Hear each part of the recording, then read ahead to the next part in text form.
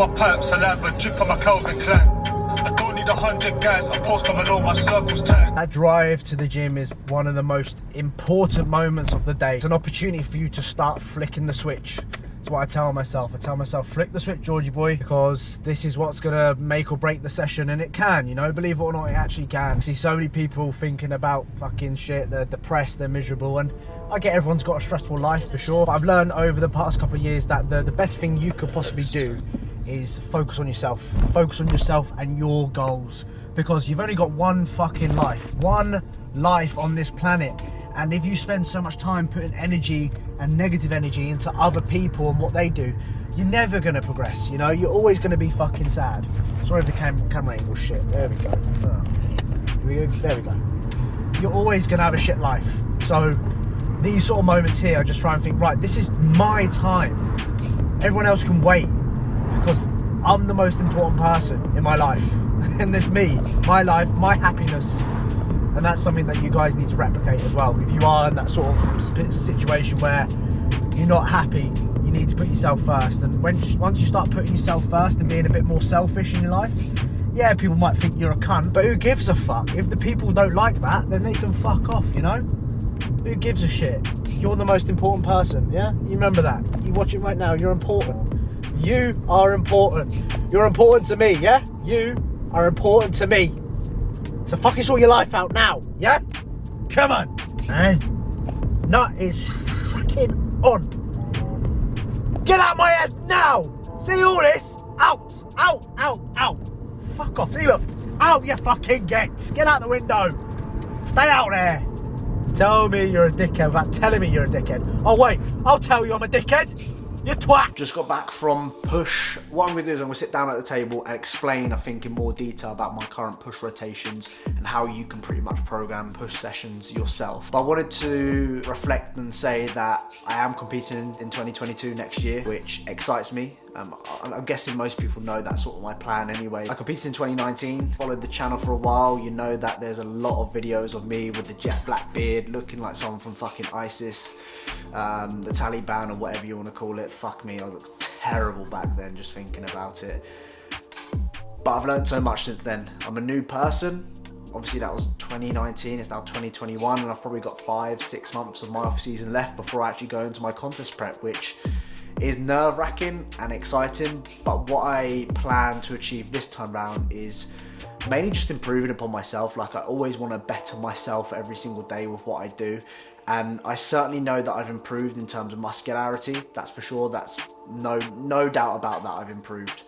But there's so many things that I did in my 2019 prep that I need to definitely work upon, like listening to my coach, not doing fucking crazy amounts on the Stairmaster, not being as lean as what I was for so long, and I can't wait to rectify that. And I really want to win a show, I'll be honest with you. I really just want a first place trophy. Fuck knows why, even though it doesn't mean anything, it's not going to contribute towards anything, not going to make me richer at all. I just want to prove to myself that I can do it. And I want to prove to you guys that if you take a couple of years off from competing or staying in a surplus for a longer period of time, you can make improvements to your physique when you do diet down.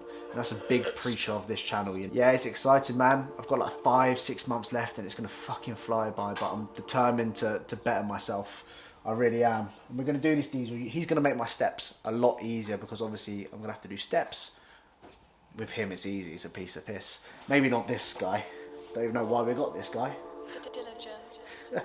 A pillow of a Yorkshire Terrier on it. Fucking tragic. Today's session was push rotation 1. So I have 2 different rotations for my push. One being a more chest focused session, the other one be more shoulder focused. The main real difference is rotation 1 is an incline dumbbell press, rotation 2 is a high incline dumbbell press. Been really liking dumbbell movements at the moment, like feel really good and I connect well with them. And I always say, like, don't forget the basics. Like, I see so many people nowadays and so many different gyms incorporating these fantastic pin loaded, plate loaded machines. Don't forget the basics. Don't forget the bread and butter of bodybuilding and training is dumbbells, barbells, that sort of stuff. And if you connect really well with them, I really think you could utilize them well. So today's session, I was 171.6 pounds, which puts me up about 1.4 pounds from the previous session I did of this rotation, which was 10 days ago. I do this rotation every 10 days. Confidence in terms of my scale weight being up. When my scale weight's up, I'm thinking, how can can this transition into my performance? Normally when we're doing chest pressing or just pressing in general, stability is better, more synovial fluid around the joint, more cushion around the joint as well, just making things better. And every time I get over 170 pounds, I feel the difference between that and 165. I feel way more stronger with my presses. I had higher confidence going into today's session. I started off with calf lateral raises. So previously I was actually doing this on a flat bench. I've now reverted back to the incline. It just feels much better. And as you can see from the clips, I'm really trying to think about driving my hands to the corners of the room. So when you're doing this, think about one corner of the room, the other corner of the room. Hold that contraction for 1 count. And when you do that, if I do that right now with my own just hands, like just opening up like a crucifix, I can actually contract my side delts really well just by being in this position right now. So just practice doing that, and then when you add resistance to it, you can actually really feel that sort of exercise. So I do this in both of my rotations, and I do it first. And when you are doing an exercise which is very similar in 2 rotations, I like to mix up the rep ranges in both of them. One rotation, I'll do 1 set of 8 to 10, 1 set of 12 to 15. The other rotation, I might do 1 set of 12 to 15, 1 set of 15 to 20. So just mixing that up a little bit so it doesn't get stale. I often find when you do the same exercises, the same rep ranges all the time, you often start to stall in it, and it's fucking annoying when you start doing that. So calf laterals, don't take away from pressing. I think it's a really good exercise. Then moved on to the compound movement. So incline dumbbell press, I did 42.5s for set of 8 today, which actually puts me 3 reps up from when I did, no, 2 reps up from last session, which was really good. Felt confident, felt strong, and I'm very confident I'll probably go for the 45 next session based upon how well they moved in that top set. I may, it's depending on how it feels in my next session, solidify it a little bit more so I can get maybe 9 or 10 reps. That will probably confirm that I'm ready to go to the 45s, but I'm a little bit impatient sometimes with progress, and I do want to be back up to the 50s. That's my all-time best, 50s for a set of 10 on incline dumbbell press. I must admit the dumbbells at this gym are quite heavy, but that's not an excuse. I'm not going to use that as an excuse at all. Fucking head down, George, and fucking get the 50s. By the end of this year, you're doing the 50s at Physique's gym, yeah? Cool. Then I did my back offset of 37.5s for a set 11. So I only dropped 5 kilos on the back offset, and it doesn't really change too much in terms of, you know, I don't have to drop like 10 kilos down to meet the required rep range. So luckily my strength is quite good with the top set and the back offset. I then moved on to a hammer strength press. I like to do 2 chest compounds, and you probably will notice that the only pressing movements I do are incline based for my chest. I think you can develop, and again for most naturals, you struggle with the sort of clavicle, the collarbone area, filling out that sort of gap. Doing just basically direct incline work will just improve that sort of area, and I think it improves the overall look of the chest as well. Saying that, the only thing I do, which is lower pec, is dips in my other rotation. So this was really good. You may notice I use the blocks at the beginning. Basically, it just helps me get up to the first rep, especially if you are if you are training on your own. Just get some yoga blocks, helps it move. Or even just getting, if you don't have those at your gym, just getting like the end of a rope attachment, the plastic bit, which most people hold their like palm, or this bit here where the pinky finger is. Get that, put that there, makes your rep so much easier and you don't break your fucking shoulder. And then move on to a high incline Smith press. So again, what I say with cues for this is keeping your elbows forward. So notice on a Smith machine, a lot of people press like this, which is fine. I like to keep my elbows forward and press like that. That keeps, again, what I'm trying to do here is shorten the distance between my front delt and my ear. So really good, really good. I actually didn't record that. Actually, fuck, I remember that. I didn't record it because my camera lens wasn't on my camera properly and it just wouldn't record anything for whatever reason. So unfortunately, you're just going to see me just practicing that movement now with the air. Fuck knows why, that really pissed me off. Then I sorted it out luckily in the next exercise. So that was a pec deck. You notice I use the D handles on the pec deck. Just same again with the previous video that you may have seen with the D handle pull down. Just allows me to freely rotate at the wrist. Being stuck in that fixed position, if you have like tight forearms, weak wrists like me, it just is uncomfortable, and I'm thinking more about my wrist than I am my chest. So the D handles just allow me to freely move wherever I like. Really good, and especially if you get a lot of bicep tension as well when you're doing a pec fly. Like I get a lot of bicep recruitment when doing a pec fly machine. So just actually adding the D handles takes away from using my bicep, allows me to focus on my chest. Then move on to a lateral raise machine for a rest pause, which was great. Then I go into 10 partials at the end of it, which you may see here. And the reason why I go into 10 partials, I actually did this on my calf lateral raises as well, is just to really finish off the side delts. And those little partials, oh my God, when I tell you my side delts are actually cream crackered, I'm holding on to my delts like this, like fucking hell, that was painful. So with side delts, it's all about my muscle connection. It's all about how much internal stimulus, how much blood flow can we get into that muscle instead of directly just focusing on moving weight from A to B. So just try and not worry about the weight, just let the weight progress within its own sort of steady state or whatever that might be. And if you can get stronger then, brilliant, but just make sure that your form, the blood flow is spot on where it needs to be. I then did 3 sets on a tricep press down. I used 2 long ropes. The reason why using the long ropes is just to allow you to get a little bit more range of motion. Like you notice with a short rope, you can't actually get your elbow all the way back. And what we always want to try and think about is shortening and lengthening, obviously, the triceps. When it comes to arm training, same again with the side delts. See a lot of people try and fucking throw crazy amounts of weight on your arms. And guess what? They've got shit arms. I like to say that with arm training, just really focus on getting the blood flow, the metabolic stress in there, because your compound work, yes, you will be incorporating a little bit of tricep. That's where it's going to build the density, doing the heavy overload and stuff. The isolation stuff is all about metabolic stress, blood flow, getting a good pump, getting good contractions. And again, metabolic stress is a driver for hypertrophy. So getting blood into the muscles is hypertrophy. So try and combine the two. You're going to be spot on with that. Then I did an overhead extension. Again, really trying to think about the long head of the tricep here. So often a lot of people do just tricep press downs all the time, which is great. But when you want that meaty, especially in your front double biceps, you want that tricep swooping down. That's going to be a lot through just doing your overhead presses, like your skull crushers, overhead presses with a rope, whether a bar, whatever it might be. So I like to work unilaterally as well on those, just so I can mix it up a little bit so I don't create too many imbalances in my physique. And then I always finish off with a rope ab crunch to finish off. So don't neglect your abs in an off season, guys. I see it all the time. People don't bother training their abs. Abs is still a muscle group, it's so important, and I see it on stage as well. People who don't train their abs in their off season have shit abs when it comes to competing and stepping on stage. So make sure you are controlling your midsection in your off season. It will help massively when you do diet down, and the look will look way better. The look will look way better. That makes sense, I hope. So train abs, getting stronger at them, and again, just think it's your core. Just think about your core, how strong that is when it comes to squatting, stabilizing, all that sort of stuff. 10 out of 10 session, everything progressed. Absolutely love it. Flying at the moment, my pressing movements. I don't know where it's come from, but I'm just flying, and hopefully we'll hit some all-time PBs very, very soon. I hope that's given you a bit of an insight regarding my training and what I do. Let me know your thoughts in the comments down below, and let's crack on with the rest of this video. Come on, Georgie boy.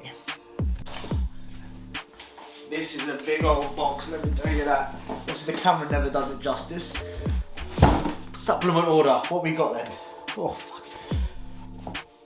Oh, maybe fucking burp then. Oh my god. There we go. Jesus, like carving fucking meat. Oh. Hadouken! Sheesh, come on. Harder than bloody sometimes. What am I thinking of? I don't know, working out. I've just trained legs, by the way, so I'm a little bit fucked. I was going to open it before I went to the gym, but that didn't happen, did it, Georgie boy? No, it did not. Oh, wow. Okay.